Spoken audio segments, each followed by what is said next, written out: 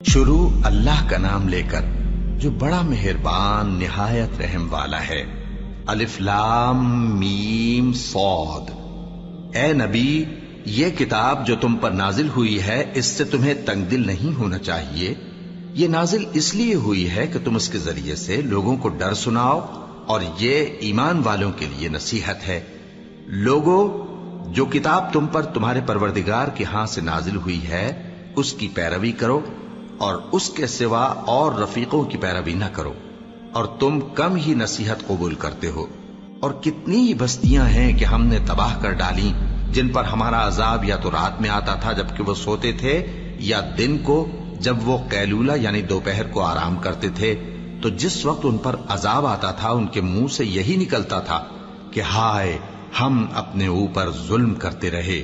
تو جن لوگوں کی طرف پیغمبر بھیجے گئے ہم ان سے بھی پرسش کریں گے اور پیغمبروں سے بھی پوچھیں گے، پھر اپنے علم سے ان کے حالات بیان کریں گے، اور ہم کہیں غائب تو نہیں تھے۔ اور اس روز اعمال کا تلنا برحق ہے، تو جن لوگوں کی تولیں بھاری ہوں گی وہ تو کامیاب ہیں، اور جن کی تولیں ہلکی ہوں گی تو یہی لوگ ہیں جنہوں نے اپنے آپ کو خسارے میں ڈالا، اس لیے کہ ہماری آیتوں کے بارے میں بے انصافی کرتے تھے۔ اور ہم ہی نے زمین میں تمہارا ٹھکانہ بنایا اور اس میں تمہارے لیے اسباب معیشت پیدا کیے، مگر تم کم ہی شکر کرتے ہو۔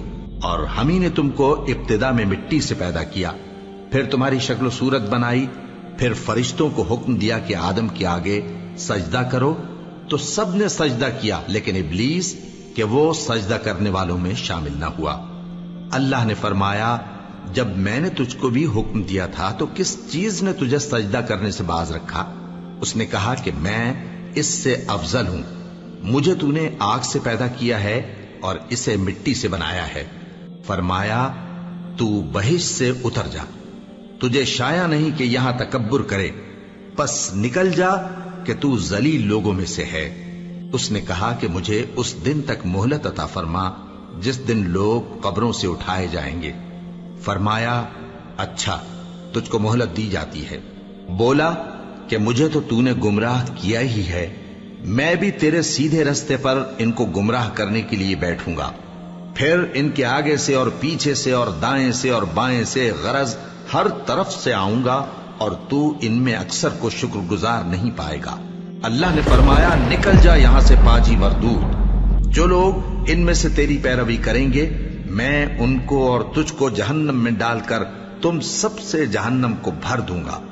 اور اے آدم، تم اور تمہاری بیوی بہشت میں رہو سہو، اور جہاں سے چاہو اور جو چاہو نوش جان کرو، مگر اس درخت کے پاس نہ جانا ورنہ گناہگار ہو جاؤ گے۔ تو شیطان دونوں کو بہکانے لگا تاکہ ان کی شرم گاہیں جو ان سے پوشیدہ تھیں ان پر کھول دے، اور کہنے لگا کہ تم کو تمہارے پروردگار نے اس درخت سے صرف اس لیے منع کیا ہے کہ تم فرشتے نہ بن جاؤ یا ہمیشہ جیتے نہ رہو۔